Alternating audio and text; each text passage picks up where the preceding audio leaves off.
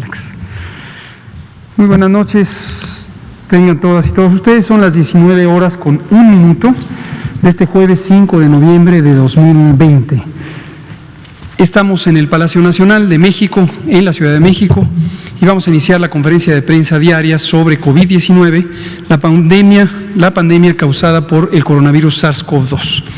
Hoy tenemos 3 elementos de información. El primero es nuestro informe técnico diario para conocer la situación que guarda la epidemia de COVID-19 en México. El segundo es un elemento muy concreto que tiene que ver con las pruebas diagnósticas. Hoy lo que queremos es explicar de nueva cuenta, lo hemos comentado en varias ocasiones, pero vamos a utilizar una diapositiva para hacer una síntesis de las pruebas diagnósticas útiles para COVID-19, en qué consisten, qué es lo que identifican, cómo se interpretan y cuál es el uso que le vamos a seguir dando en la conducción de la pandemia. En particular, nos interesa destacar la prueba antigénica de funcionamiento rápido. Y esto es para que no haya confusión, como percibimos que está ocurriendo, entre las llamadas tradicionalmente pruebas rápidas que detectan anticuerpos con respecto a la prueba rápida antigénica, que esta mañana en algunas notas de prensa veíamos que el gobierno de la Ciudad de México ya había comentado al respecto, y recordarán que en la segunda semana de octubre ya habíamos anunciado aquí que es propósito del gobierno de México para la Ciudad de México y para las 31, el resto de los 31 entidades federativas, utilizar estas pruebas rápidas antigénicas, muy distintas a las otras. Ya lo explicará el doctor Alomía. Y hablamos también de que tenemos el privilegio de que la Organización Panamericana de la Salud, Organización Mundial de la Salud, nos ha propuesto para recibir un donativo inicial de algunas de estas pruebas rápidas antigénicas.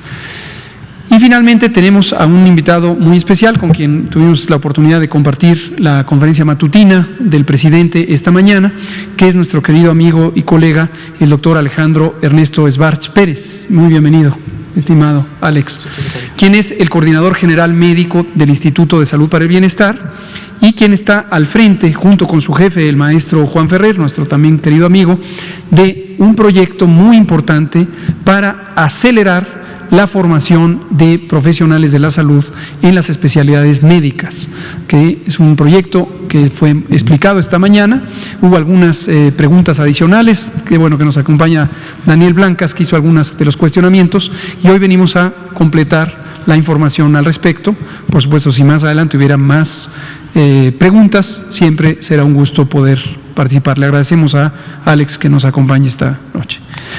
Le pido al doctor Alomía si es tan amable de empezar, y posterior a las presentaciones abrimos a preguntas y respuestas. Con mucho gusto, señor subsecretario. Muy buenas noches a todas y todos. Bienvenidos a la conferencia vespertina número ya 246, en este día también número 159 de la nueva normalidad, en donde a través del semáforo de riesgo COVID se pueden realizar actividades regionalizadas que contribuyen lógicamente a, por un lado, prevenir, mitigar los contagios, la transmisión de la enfermedad, pero del otro lado también favorece el inicio o la manutención de ciertas actividades en lo social y en lo público para poder también contribuir al bienestar de la población, que es importante dentro del componente de salud. Si vemos la siguiente diapositiva, es precisamente el semáforo de riesgo COVID. Recordar a la población que estos niveles de riesgo y para cada entidad federativa están y estarán vigentes todavía hasta el día domingo. El día de mañana estaremos presentando el nuevo análisis de riesgo que iniciará a partir del lunes, pero este está vigente hasta el domingo, y en base a esos niveles de riesgo, por favor, atendamos y apliquemos las instrucciones y recomendaciones de las diferentes autoridades sanitarias. Veamos la siguiente diapositiva. Actualizamos hoy día las cifras. Tenemos nuestra curva epidémica en forma de barras con los diferentes grupos de personas que hasta el momento han sido estudiadas. Las que están en color verde ya salieron negativas. Hoy día suman 1.152.767, y para efectos de las barras de color café, que son las personas que ya fueron clasificadas como casos confirmados de COVID, el día de hoy 941 49.197 acumulados desde que inició la epidemia en México. 39% continúa nuestro indicador de positividad, de porcentaje de positividad, desde que iniciamos con él el domingo, se ha mantenido toda la semana. Veremos si todavía puede haber algún cambio en los siguientes 2 días. Veamos la siguiente diapositiva, donde tenemos nuestra curva de casos estimados, es la curva azul claro en la parte superior. Para el día de hoy tuvimos solo el incremento de 1 punto porcentual, de 3%, que era el día de ayer, de incremento entre la 42 y 43, hoy día es del 4%, y esperamos todavía algún incremento antes de cerrar la semana. Continúa en 4% la actividad epidémica, es decir, los casos que en los últimos 14 días iniciaron con signos y síntomas. Este indicador también se ha mantenido prácticamente en este 4% toda la semana, y ya son más de 701,000 las personas que felizmente se han recuperado de la enfermedad hasta el momento en lo que va de la epidemia en México. Veamos la siguiente diapositiva, es precisamente la mortalidad. Continuamos con este incremento entre las 2 últimas semanas graficadas de un más 13%, que para efectos de números representa una diferencia de 320 defunciones. Nuestras defunciones confirmadas, que están en las barras de color azul, para el día de hoy, lamentables todas ellas, son personas que han perdido la vida a consecuencia de las complicaciones de la enfermedad. Son 93.772. La disminución desde el punto más alto, desde la semana con mayores defunciones registradas, continúa siendo para la semana 43 de un menos 48%. Veamos las siguientes diapositivas, que son precisamente la ocupación y disponibilidad hospitalaria. En el campo de las camas generales, ya veíamos al estado de Chihuahua, hubo una pequeña disminución, muy pequeña todavía, pero esperamos que a través de la reconversión y expansión que se está realizando en dicho estado, esto continúe mejorando. 86% su ocupación de camas generales para el día de hoy, y otras entidades que estarían entre el 50 y el 70% son precisamente, y en orden de ocupación, Durango, Coahuila, Nuevo León, Ciudad de México y Aguascalientes. Después, todas las demás entidades tienen 42% o menos de ocupación de este tipo de camas. Si vemos la siguiente diapositiva, nos enfocamos ahora en las camas con ventilador para los pacientes más críticos. Aquí al menos sí hay una mayor ya disponibilidad en Chihuahua, 37%, y solamente tenemos 3 entidades por encima o entre el 50 y el 70, que son Aguascalientes, Durango y Nuevo León, y todas las demás con bastante porcentaje de disponibilidad de este tipo de camas, que son para los pacientes más críticos de la enfermedad. Y el día de hoy vamos a revisar la siguiente diapositiva, esta información, en el marco de que el Instituto de Diagnóstico y Referencia Epidemiológico está ya terminando. De hecho, entre el día de hoy y mañana se publicará de manera oficial los resultados de las evaluaciones de este grupo de pruebas que se han denominado pruebas antigénicas, que vienen a sumarse de alguna manera a las pruebas o tipo de pruebas que para identificar el virus SARS-CoV-2 o a las personas que padecieron de la enfermedad de COVID-19 han estado siendo utilizadas en México. Ahorita recalcaremos, no todas ellas recomendadas por la Secretaría de Salud para efectos de la vigilancia epidemiológica o el diagnóstico clínico. Pero empecemos con la primera, que es la más conocida, fue la prueba que en su momento es el estándar de oro, es la prueba que se recomienda por la Secretaría de Salud para confirmar casos de COVID-19 en el país, precisamente porque cuando vemos su desempeño tiene la sensibilidad y la especificidad más altas. Ambas, tanto sensibilidad como especificidad, son altas, por lo tanto, este desempeño nos permite contribuir a que los casos que están siendo confirmados son realmente COVID-19, tienen la presencia del virus SARS-CoV-2, y la posibilidad de falsos negativos o falsos positivos es muy reducida.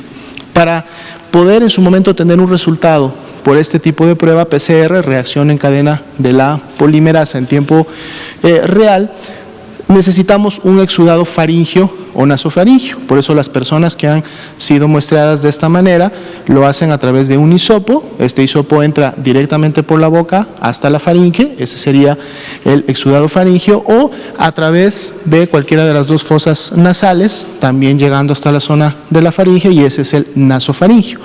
Precisamente por el tipo de prueba que es este exudado, el tipo de muestra, ahora en este caso, lo que estamos tratando de recolectar son células que en su momento contengan el virus o virus que estén lógicamente en las secreciones de este exudado. Y al tratar de tener estos virus en la muestra, entonces lo que esta prueba identifica es precisamente el material genético del virus. Y cuando la tenemos positiva, lo que la prueba nos está diciendo es que en el momento en que se tomó la prueba, en el momento en que se tomaron los hisopos, había presencia de virus SARS-CoV-2 en las vías respiratorias. Si esto va de la mano con la sintomatología, y por eso el periodo para la toma de muestra de esta prueba puede ir de -2 a 7 días en relación al inicio de síntomas, entonces estaríamos ante un caso de COVID-19. Ahorita que veamos los diferentes días en los cuales se recomienda la toma de la muestra, vemos que es la única que en su momento pudiera identificarnos la presencia del virus en personas asintomáticas, porque tiene de -2 hasta 7, o sea, es decir, antes de que inicien los síntomas, 2 días antes de que inicien los síntomas, esta prueba podría tener la capacidad de detectar la presencia del virus. Vemos ahora la prueba antigénica, que es precisamente la nueva prueba que está por liberarse, digamos, por emitirse ya sus documentos de validación. También es un exudado nasofaríngeo, y ojo, esta es una diferencia importante con lo que vendrían a ser las pruebas rápidas serológicas, porque el tipo de muestra es sangre. Dado que es un exudado faríngeo, también lo que identifica o lo que va a buscar tratar de confirmar son proteínas virales de virus SARS-CoV-2 que estuvieran presentes en este exudado nasofaríngeo. Importante comentar que esta prueba no tiene utilidad en pacientes asintomáticos, es decir, esta prueba antigénica no nos va a ayudar a detectar portadores. Si esa prueba se toma en una persona que no tiene síntomas, la posibilidad de tener un falso negativo, es decir, que salga negativo y que realmente esté el virus presente todavía en un periodo de replicación, es alta. Entonces no se debe de utilizar en personas asintomáticas. Deben de tener un máximo de 7 días o al menos un día de haber iniciado con la sintomatología. Tiene una sensibilidad que todavía es variable, estamos esperando los resultados finales de las pruebas aplicadas aquí en México en pacientes o en personas mexicanas, pero la expectativa es que está entre medio y alto dependiendo del ambiente o el escenario en el cual se toma la prueba, pero su especificidad sí es alta, entonces nos ayuda de una muy buena manera a confirmar casos de la enfermedad. Si nos vamos a las serológicas, tenemos la serológica en sí como tal, que se toma en suero, recordando que el suero es un componente de la sangre. Una vez que se toma la muestra, esta se manda a centrifugar y lo que se obtiene es el suero. Y este suero, o lo que se va a buscar en este suero con esta prueba, ya no son ni material genético del virus ni proteínas virales. Ahora lo que va a tratar de identificar son anticuerpos, ya sean IgG o IgM. Los anticuerpos se producen como parte de la respuesta inmunológica de la persona a la exposición del virus. Pero entonces esto nos lleva a este punto que es importante para estos tipos de pruebas, en donde vamos a poder detectar anticuerpos si la prueba la tomamos 10 días después de haber iniciado los síntomas. Hay bibliografía que dice que los anticuerpos pueden empezar a elevarse a partir del día 8, pero para tener la seguridad de identificarlos, la recomendación es que se realicen después del día 10, cuando apenas podemos empezar a ver, por ejemplo, la elevación de los IgMs.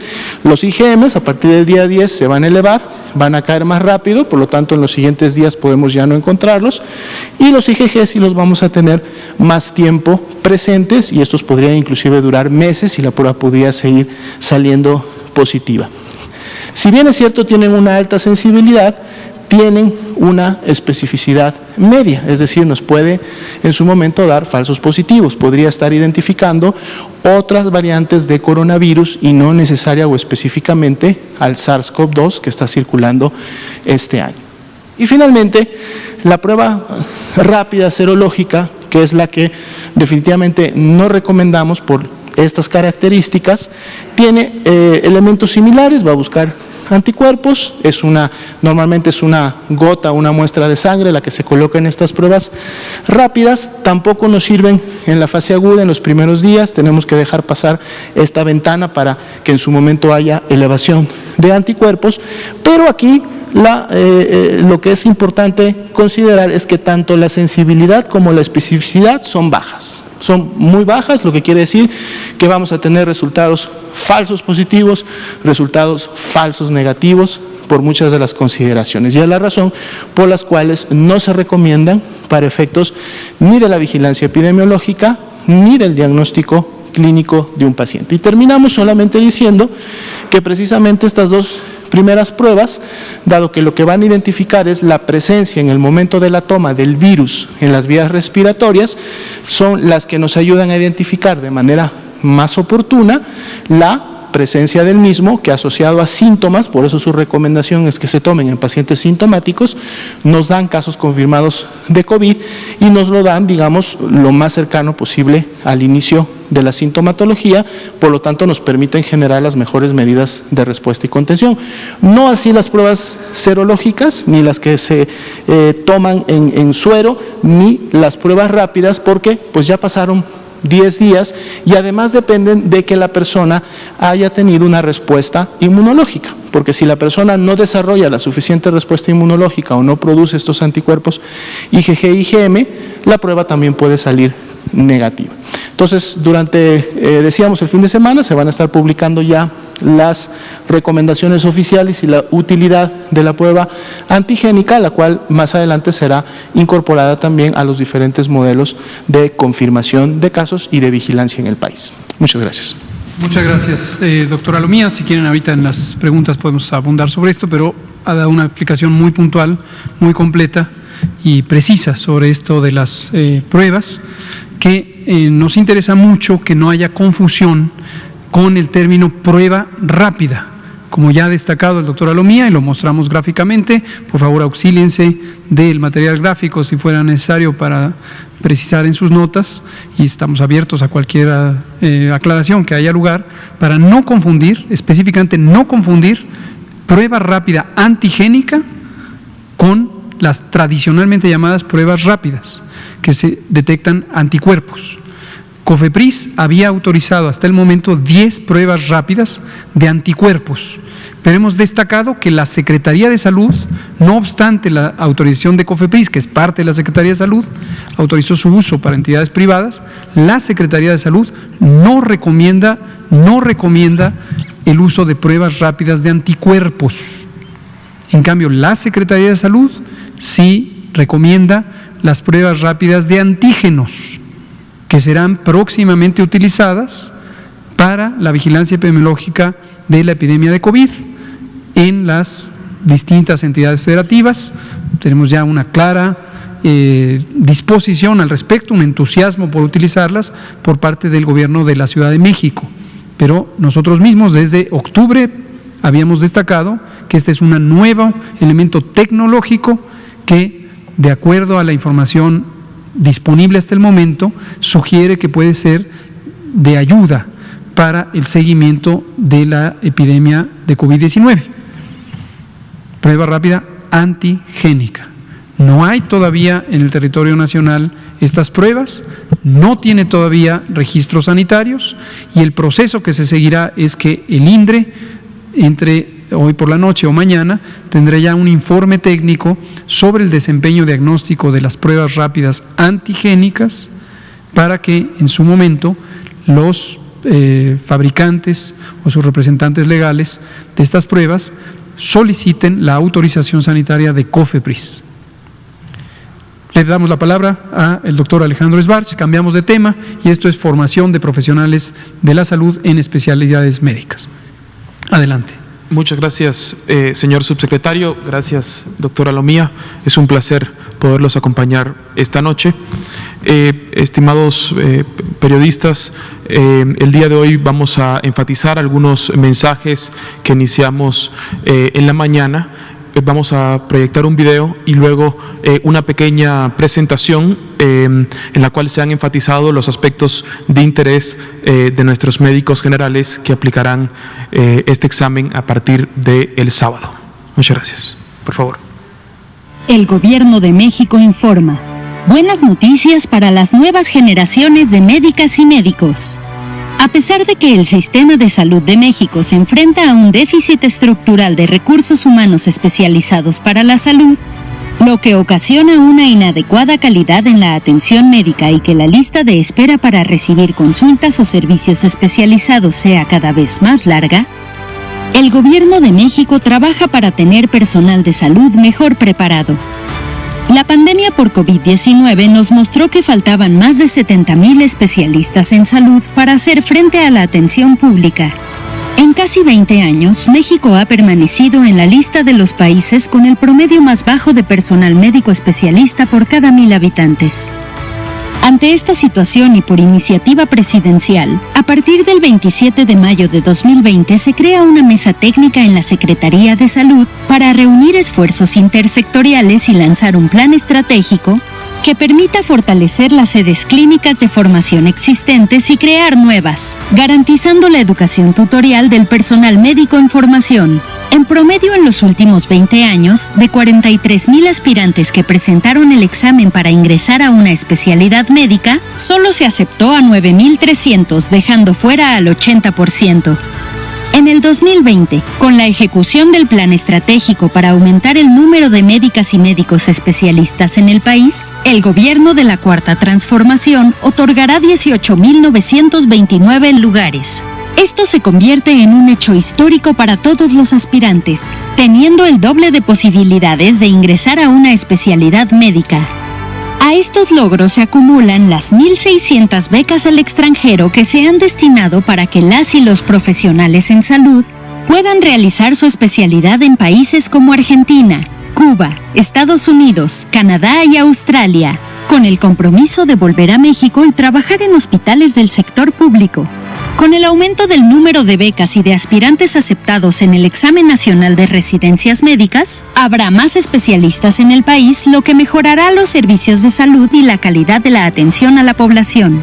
Adicionalmente, el plan estratégico consideró un replanteamiento del Examen Nacional de Residencias Médicas, con el objetivo de eliminar los problemas de desconfianza de años anteriores sobre el proceso del examen. Profesionales del más alto nivel en el área educativa, médica y de ingeniería informática, del sector salud y de la Secretaría de la Defensa Nacional aportaron su experiencia para la realización de un examen científico-pedagógico que cumple los estándares internacionales de evaluación médica. También colaboraron con el resguardo de los exámenes en las instalaciones del Centro Militar de Evaluación y el traslado de los dispositivos electrónicos a las sedes hasta el día que se realizará el examen. Este gran esfuerzo sectorial brindará un examen con preguntas nuevas, contenido actualizado y, sobre todo, con la garantía de ser un proceso pedagógico transparente, justo y equitativo. Así avanzamos en la transformación del sistema de salud a uno que a partir de este año será beneficiado con el doble de talento, calidad y humanismo de quienes aspiran a seguir preparándose con el compromiso de servir y mejorar la salud de las y los mexicanos. Es momento de creer en las nuevas generaciones de profesionales de la salud.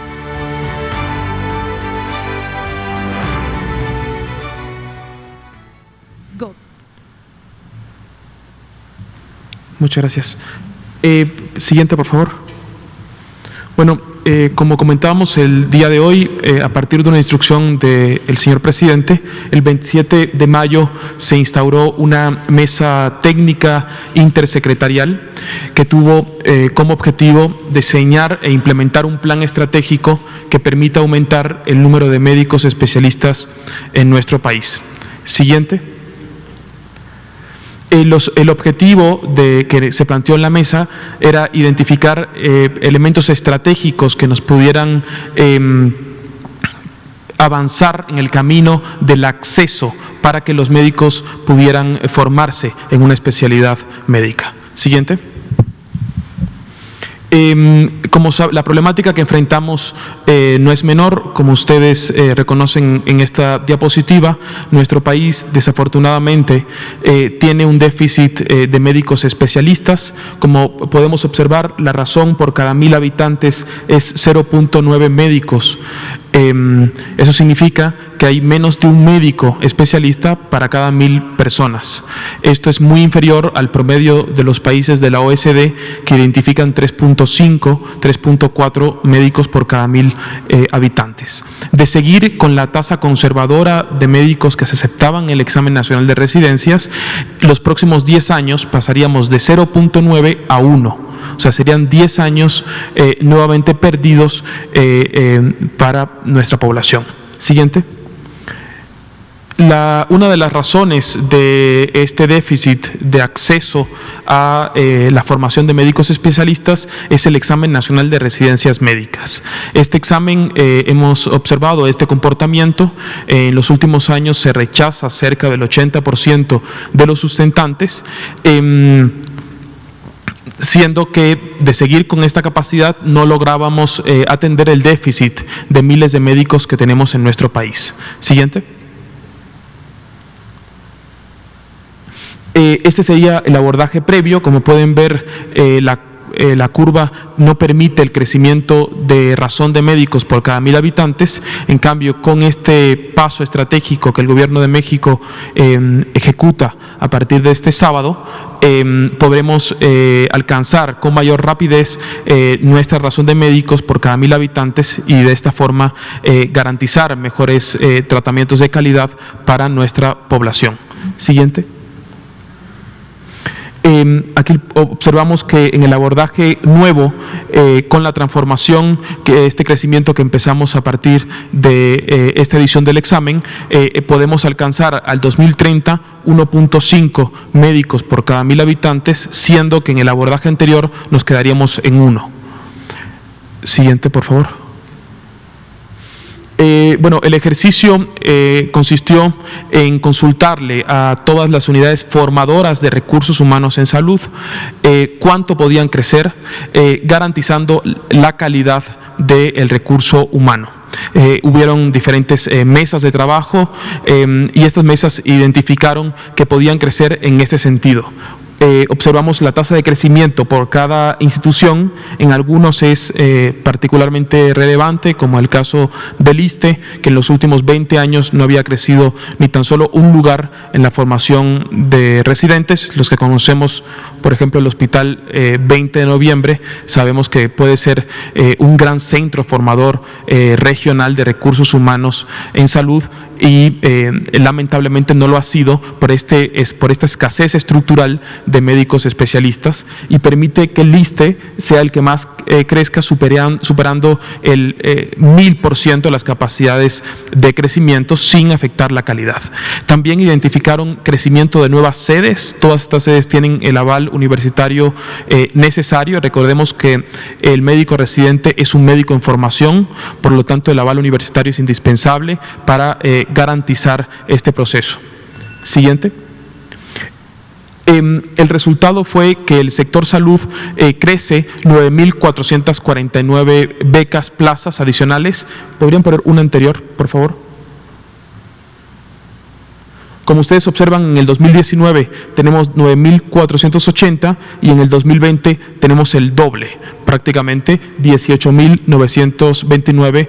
Esto significa que los sustentantes tendrán el doble de posibilidades de poder ingresar a este examen. Siguiente. Esto es una importante inversión, son más de 2.500 millones de pesos que el Gobierno de México está destinando e invirtiendo en la formación de recursos humanos en salud. Es un gasto histórico que identificamos con esta inversión. Siguiente. Adicionalmente, como la capacidad de formación de recursos humanos con calidad en el territorio nacional es limitada porque no tenemos suficientes campos clínicos para formar el número de médicos especialistas que necesitamos, se exploró y se ha encontrado un muy buen resultado con CONACYT, en conjunto el sector salud con CONACYT, de la creación de un programa con ejecución por parte de CONACYT que permite a los médicos que pasen el ENARM irse a una opción al extranjero para hacer alguna de las especialidades troncales de mayor necesidad en nuestro país, con el compromiso de que este médico tenga un contrato laboral que cuando termine su formación en el extranjero pueda regresar a su lugar de origen para trabajar en alguna institución del sector público. Siguiente. Este esfuerzo del ENARM en este año es inédito porque se realizó un comando para garantizar la mayor transparencia y equidad en la elaboración y los resultados de este examen. Como ustedes saben, habían problemas de desconfianza en este examen, desde la elaboración de los reactivos hasta los resultados, y nos interesaba atender estructuralmente de fondo, con sustancia, con mucha fuerza, que no exista corrupción en este examen. Lo hemos logrado. Para ello hemos hecho un comando entre el sector salud con nuestras Fuerzas Armadas para eficientar los procesos de transparencia característicos de nuestras Fuerzas Armadas, particularmente con el Centro de Evaluación Militar de las Fuerzas Armadas, para garantizar que el examen cumpla los mayores criterios de transparencia. Ha sido un importante esfuerzo. Se han hecho en total 7.937 nuevos reactivos. Esto significa que este examen es un examen totalmente nuevo. En años anteriores la mecánica era separar un grupo de preguntas que se repetían año con año, y por lo tanto el contenido del examen era muchas veces poco actualizado porque eran preguntas repetidas de años o de generaciones anteriores. Este año son preguntas actualizadas, examen totalmente revisado y totalmente confiable.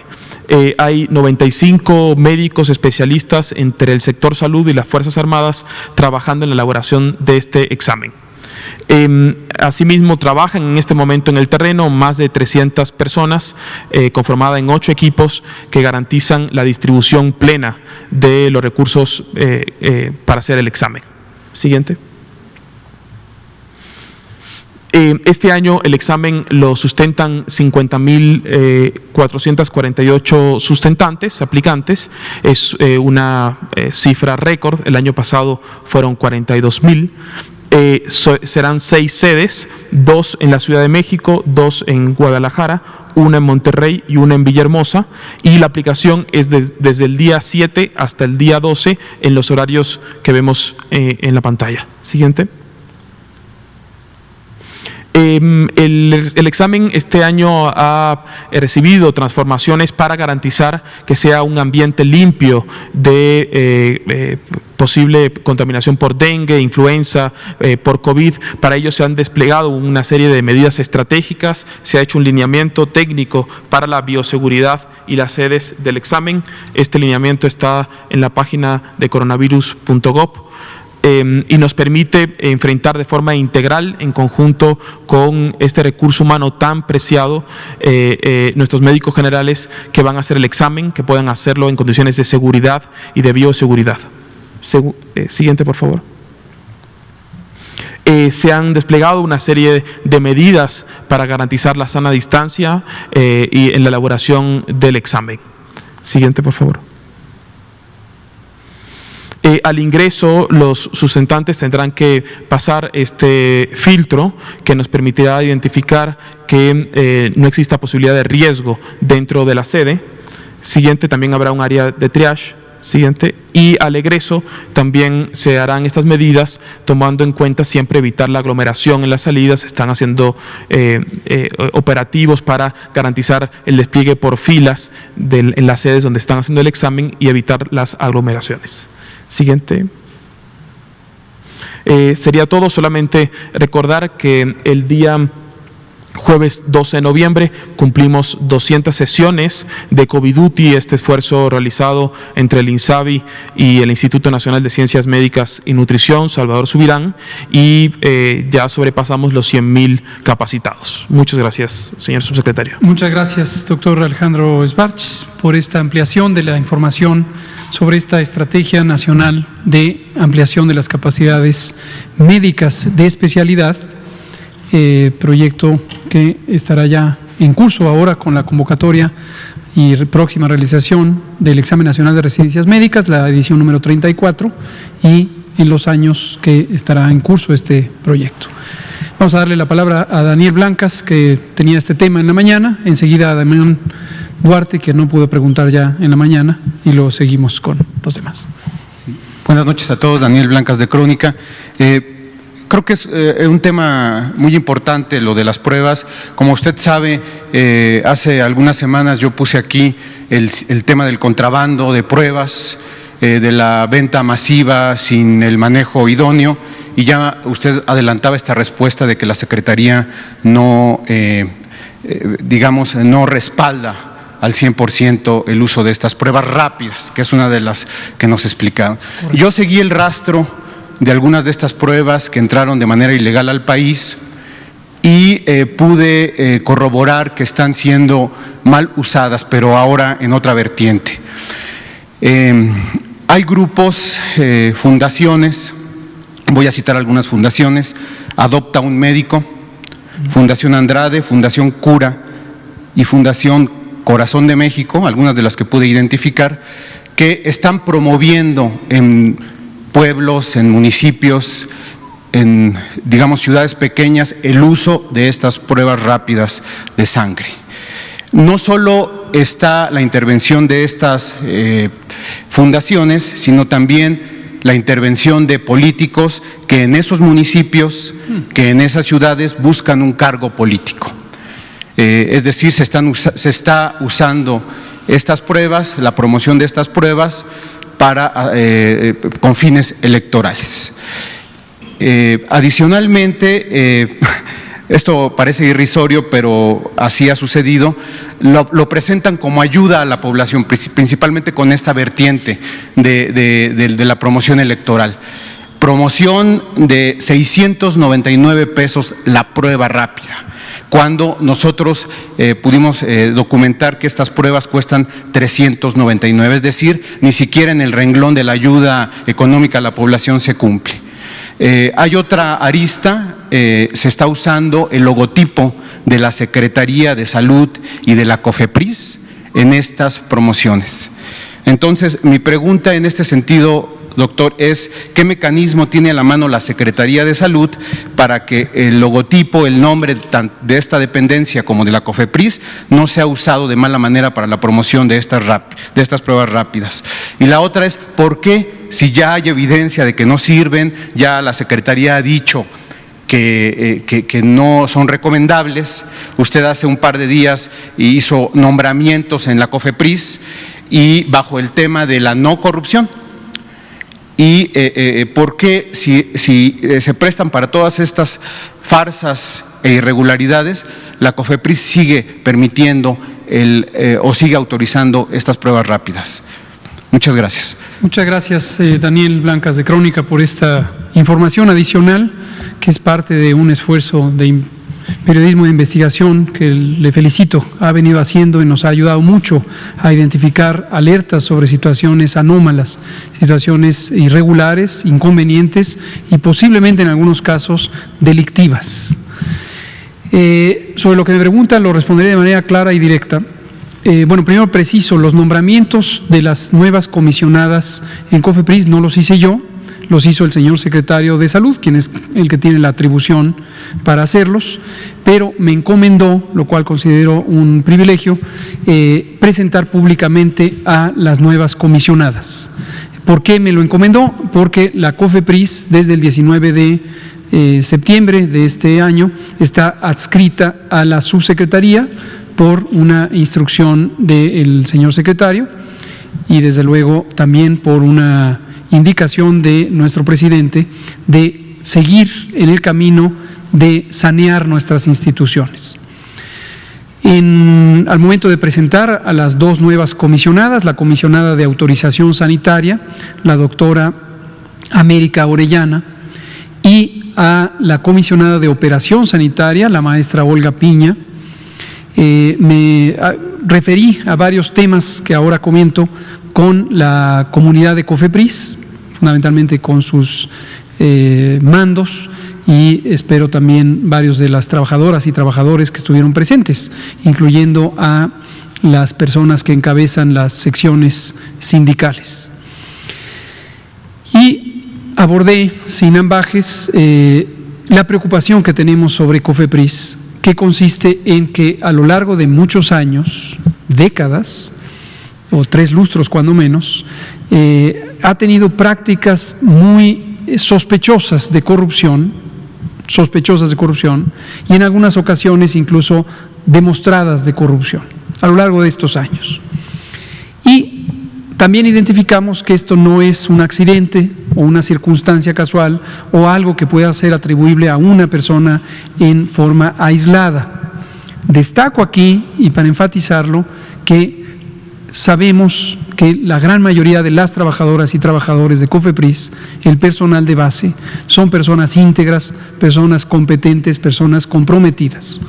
Pero en la estructura de mando hemos detectado quienes son partícipes de perpetuar estas conductas, inducir estas conductas o ser permisivas con este tipo de conductas irregulares.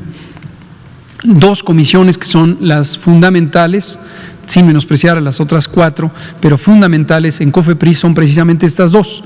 La Comisión de Autorización Sanitaria, que como el nombre indica es la responsable de evaluar solicitudes de autorización de múltiples productos, no solo farmacéuticos y diagnósticos, sino agroquímicos y de muchas otras cosas. También es quien puede evaluar y en su caso conferir permisos de funcionamiento o avisos de funcionamiento para distintos establecimientos mercantiles, comerciales, industriales, etcétera, etcétera. Es fundamental la Comisión de Autorización.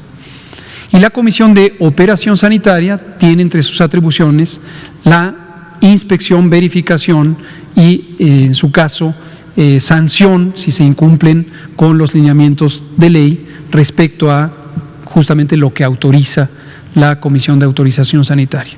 Por eso nos da un gusto enorme que hoy hemos reemplazado, me refiero al plural, es la institución, a las personas que voluntariamente renunciaron el fin de semana, y entran 2 personas que gozan de prestigio, gozan de experiencia, son personas íntegras, muy competentes, que están comprometidas con una acción recta de la autoridad sanitaria. No les podemos achacar a ellas, quiero dejar muy en claro, entiendo el sentido de la pregunta, pero cuando usted dice que sigue ocurriendo, ellas tienen 36 horas en su encargo, no son responsables de lo que pudiera ocurrir. Pero ciertamente, a lo largo de años, pero destacadamente a lo largo de la epidemia, hemos visto omisiones importantes en el sistema federal sanitario. Además, es no solamente la COFEPRIS como entidad federal, hay algunas atribuciones que están descentralizadas a las respectivas comisiones o direcciones estatales de protección contra riesgos sanitarios. Entonces, hay un segmento que recae la responsabilidad sobre la autoridad sanitaria estatal. Hay otras, como la propia autorización sanitaria, que son privativas de la autoridad federal.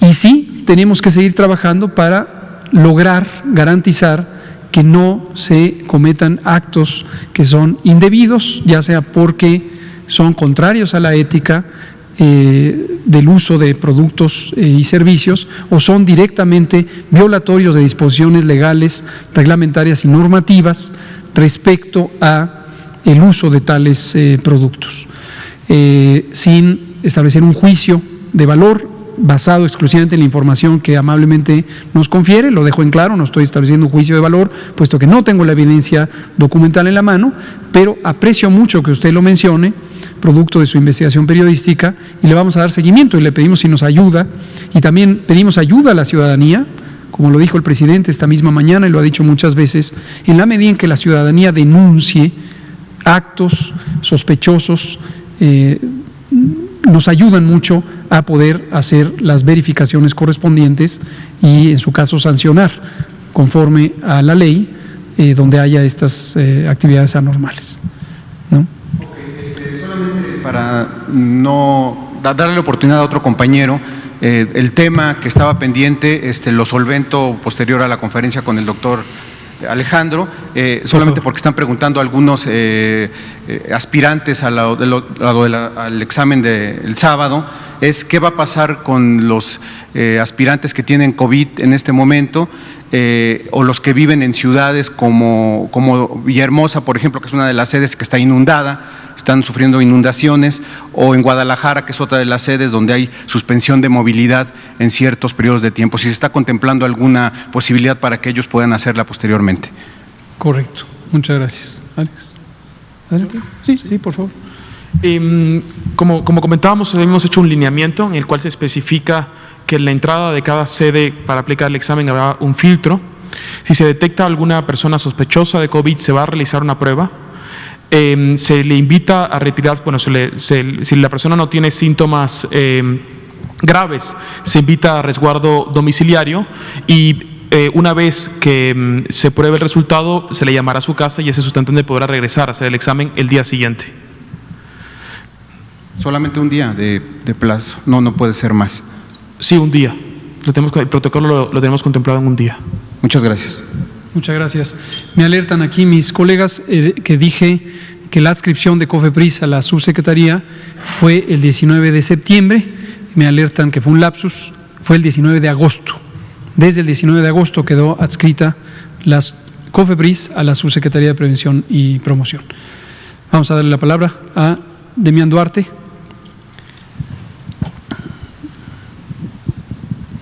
Sí, gracias, doctor López-Gatell.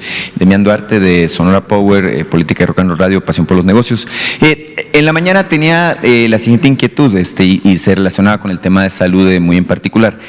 Sonora, pero muchas regiones del país comparten esa característica. Tenemos muchas carencias de personal médico. Incluso me han estado contactando de distintas regiones, ya que por intermediación mía asistió precisamente el INSABI a un lugar que es muy lejano, alejado de todas partes, que es Sonoita en particular, en busca de atender la situación ahí. Bueno, me contactaron de otro municipio que está en la serranía, en este caso no es en el desierto, San Felipe de Jesús se llama este municipio. Hay una asociación de mineros que extraen carbón antracítico ahí, y ellos pusieron una clínica. El problema que ellos tienen es que no tienen personal médico. Y no encuentran la manera de cómo hacer que el personal médico vaya a trabajar ahí. La pregunta en específico es en general para todo el país, es ¿qué clase de incentivos están ustedes previendo ofrecerle a los médicos que puedan integrarse, válgame, pues al Sistema Nacional de Salud, para que vayan a este tipo de lugares? Ya que, bueno, es muy atractivo quizás trabajar aquí en la Ciudad de México, probablemente en Guadalajara, Monterrey, en Hermosillo, seguramente lo es, pero ir a la sierra, ir al desierto, ir a lugares así que son remotos cientos y cientos de kilómetros, es complejo. Ahí en ese caso, por ejemplo, los mineros dicen, nosotros ponemos la clínica, ponemos las instalaciones, quisiéramos ver la manera de que ya fuera el INSABI o el IMSS aportaran precisamente la parte que toca al personal médico que atiende a 40,000 personas de esa región, por ejemplo, ¿no? Hay un solo doctor. La otra es, ¿qué pasa con los insumos? Ahí, por ejemplo, en esta misma comunidad, hay una ambulancia que la donó hace algunos años la gobernadora del estado, sin embargo no tienen equipo médico suficiente. Hay una situación muy similar en Ures, en donde la senadora de Sonora prometió que iba a dotar de una ambulancia, nunca llegó la ambulancia, se quedó a nivel de promesas. Estuvo el presidente en campaña también ahí en Ures, le hicieron el mismo planteamiento, me han pedido que también pues se plantee este tema en específico. Y doctor, ahorita antes de la rueda de prensa a los compañeros, yo me ofrecía mediar en este asunto. Quieren plantearle una idea, que cambie el horario de la vespertina o la gateliana, como le llamamos, porque ya está el invierno encima. y los horarios han cambiado mucho, oscurece mucho más temprano, obviamente todos los medios tenemos la presión de cerrar, entregar la nota, etcétera, etcétera, etcétera. Bueno. Entonces, ver si es posible que se considere el tema. Gracias. Lo vemos con mucho gusto. Estimado Alex, ¿quieres comentar sobre? Muchas gracias por la pregunta. Efectivamente, en nuestro país el déficit de recursos humanos es aún más intenso en algunas zonas. Cuando reflexionamos al respecto, identificamos que Las Margaritas, Chiapas, por ejemplo, tiene 14 veces menos médicos que la Ciudad de México. Y así lo encontramos en nuestra amplia y profunda geografía. Ante ello, el INSABI ha desarrollado una estrategia que son los médicos del bienestar. Es un pool de médicos comprometidos con la causa nacional. Así funciona, no es una bolsa de trabajo. Identificamos médicos que tienen ganas de realizar acciones por su país, médicos que enaltecen la condición humanista de la formación y que decidan dedicar algún tiempo de su formación, de su carrera, en hacer labor comunitaria. Estos médicos se inscriben por 1 o 2 años y acceden a una de estas comunidades donde ya están trabajando. Los tenemos en la Sierra de Songolica, en diferentes regiones. La forma para reclutarlos es claramente identificar el motivo de la agrupación, que es un motivo, no es una bolsa de trabajo, es un motivo de rescate hacia nuestro país desde la salud. Eso nos jala muchas personas que tienen esa motivación. Después hay un sobresueldo de un 25%. El médico del bienestar especialista en una situación que trabaja en un lugar rural o de marginación gana 25% más que el médico que hace el mismo trabajo en la ciudad. El otro condicionante es facilidades para que se puedan seguir preparando. El INSABI financia a los médicos especialistas que trabajan en zonas rurales acceso a maestrías de salud pública que duren 2 años y que el proyecto sea justamente en la comunidad donde trabajan, y con eso reactivamos el trabajo comunitario.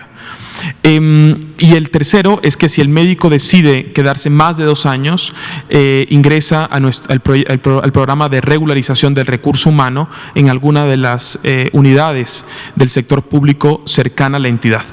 Entonces serían las 3 incentivos que hemos creado para poder atraer y sostener el recurso humano en el territorio. Es un tema complejo, no solamente de nuestro país, es un tema que existe en todos los países donde existe libre mercado, porque el médico que en el libre mercado, el polo privado genera muchas atracciones. Entonces, desde el reto que tenemos es hacer del polo público mucho más atractivo para este recurso humano con esta cartera de incentivos. Gracias, estimado Alex. Liliana Noble, de Pulso Saludable. Gracias. Buenas noches, Liliana Noble, de Pulso Saludable. Doctor Esbarch, ¿qué pasa con estos aspirantes que por sus ideologías religiosas los sábados no pueden hacer ningún tipo de actividad? ¿Estarían descartados de la posibilidad de realizar el examen? ¿Han pensado en este evento que se pudiera suscitar? Y doctor Gatell ayer recibió un reconocimiento, cuéntenos un poquito al respecto. Y bueno, mañana le hago una pregunta al doctor Alomía para darle oportunidad a más compañeros. Gracias. Con gusto. Muchas gracias, porque nos queda ya muy poquitos minutos. Doctor Esbarch. Sí, el examen empieza el sábado, pero es del 7 al 12. Si hay alguien que le tocó el 12 y por alguna razón como la que usted refiere no puede acudir, le solicitaría que se pusiera en contacto con Cifrus y haríamos el esfuerzo para poder moverlo a algún otro día de aplicación. Gracias, estimado Alex. El reconocimiento no es dirigido a mí, quiero destacarlo, pero sí tuve el honor de ser el mensajero, pues el intermediario, así como ejerzo aquí una función donde como vocero designado conduzco la experiencia de trabajo de múltiples compañeras y compañeros del sector y las disposiciones que nuestro secretario, el doctor Alcocer, va estableciendo para la conducción de la epidemia. En este caso tuve el privilegio de ser al revés, un canal de conducción de lo siguiente. El Cabildo y el presidente municipal, es decir, el gobierno municipal de Pátzcuaro, Michoacán, tiene una presea, una condecoración, que es la condecoración Vasco de Quiroga. Esta condecoración tiene ya 38 emisiones, esta es la número 38, la vigente, y en este caso fue conferida al sector salud, específicamente a la Secretaría de Salud, en su conjunto al sector salud, y es un reconocimiento, y por eso aprecio la pregunta para poderlo decir en público, a todas y todos los trabajadores de la salud, no solamente médicas y médicos y enfermeros y enfermeras, sino también todo el personal de apoyo, personal de laboratorio, psicólogas y psicólogos, camilleros, personal auxiliar, inoloterapeutas. No podría anunciar el vasto mundo de las y los trabajadores de la salud, pero es todas y todos, de todas las instituciones de salud, tanto federales, la Secretaría de Salud, el IMSS, el ISSSTE, los servicios médicos de Pemex y las direcciones de sanidad de las Fuerzas Armadas, tanto SEDENA como SEMAR, sino también las secretarías de salud estatales y los servicios estatales de salud, todas y todos. Este fue el reconocimiento que nos hizo a todas y todos los trabajadores de la salud el gobierno municipal de Pátzcuaro al condecorarnos con la condecoración Vasco de Quiroga. Esta condecoración se le ha conferido a otros múltiples personajes e instituciones que han tenido una participación social relevante, y en este caso, según tuve el privilegio de recibir de manos del presidente constitucional de este municipio, el licenciado Víctor Manuel, se olvidó en ese momento el nombre, Báez, exactamente, iba a invertir sus apellidos, perdón, presidente municipal, Báez Ceja, licenciado Víctor Manuel Báez Ceja, es presidente municipal constitucional para el periodo 2018-2021 de Pátzcuaro, Michoacán. Y él y el Cabildo nos confirieron esta condecoración. Ayer tuve el gusto de recibirlo en mi oficina, lo cual le agradezco. El protocolo normal es ir a recibir el premio a Pátzcuaro por distintas circunstancias, obviamente derivadas de la pandemia de COVID. Esto no fue posible y agradezco la amabilidad del señor presidente municipal Báez Ceja de haber otorgado el premio en nuestras oficinas. Pero insisto, es un privilegio que en mi caso tan solo fui el medio para recibirlo, pero va dirigido a todo el sector salud, todos sus trabajadores y trabajadoras, directivos, operativos, administrativos y demás. Muchas gracias. Nos queda medio minuto casi. Creo que a Fernanda hoy no le vamos a dar la palabra porque la tomó en la mañana, y a usted. Gracias, buenas noches a todos. Gerardo Suárez, reportero en el Heraldo de México. Sobre el tema de los residentes, tengo dos dudas, porque otra de las demandas que ha habido en este grupo es la remuneración. ¿Se subirá la remuneración de los residentes? Y el segundo tema es respecto a cuál es el plan o cómo están pensando captar o emplear a este nuevo aumento de los residentes, si habría espacios laborales en el sector público o cómo sería el plan una vez que ya terminen su formación. Gracias. Gracias, doctor. Sí, muchas gracias. Sí, respecto a la remuneración, es un tema muy importante, una queja histórica de los compañeros residentes. Ahí señalar dos aspectos. El primero es que cada estado tiene diferentes tipos de residentes, de recursos para contratar residentes, mejor dicho. Las que tienen becas federales, que son las becas que estamos hablando ahorita, son los residentes mejor pagados de todo el país. Estas son las becas que estamos incrementando. De esa forma estamos tratando de subir el estándar de lo que se le paga a los residentes desde el primer año hasta el último año con este estímulo que se identifica.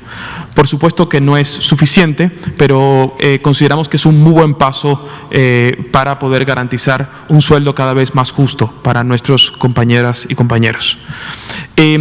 Respecto a cómo garantizar que este recurso humano, una vez egresado, pueda quedarse en las instituciones que lo formaron, las instituciones públicas, hay toda otra estrategia que estamos en planeación en este momento. Este recurso humano que empieza a egresar en 4 años, tenemos que garantizar la estrategia desde este momento para asegurar la debida adhesión de este recurso humano que egresa a las unidades formadoras de los propios residentes.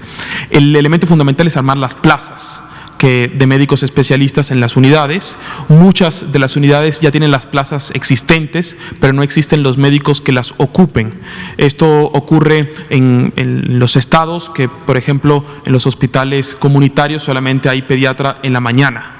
Existe el turno de pediatra en la tarde y de pediatra en la noche, pero no existe el recurso humano que lo ocupe. Estos residentes que se empiezan a formar nuevamente serán invitados a colaborar dentro de su propio estado en estas entidades, en estos espacios que ya están disponibles.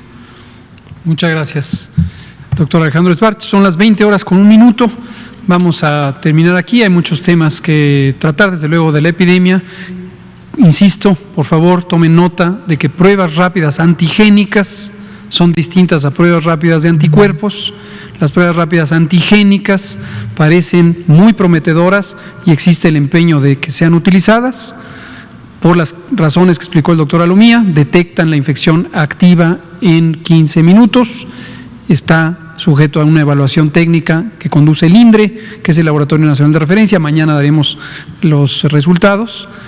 Distintas a pruebas de anticuerpos que la Secretaría de Salud no las recomienda. Muchas gracias y muy buenas noches.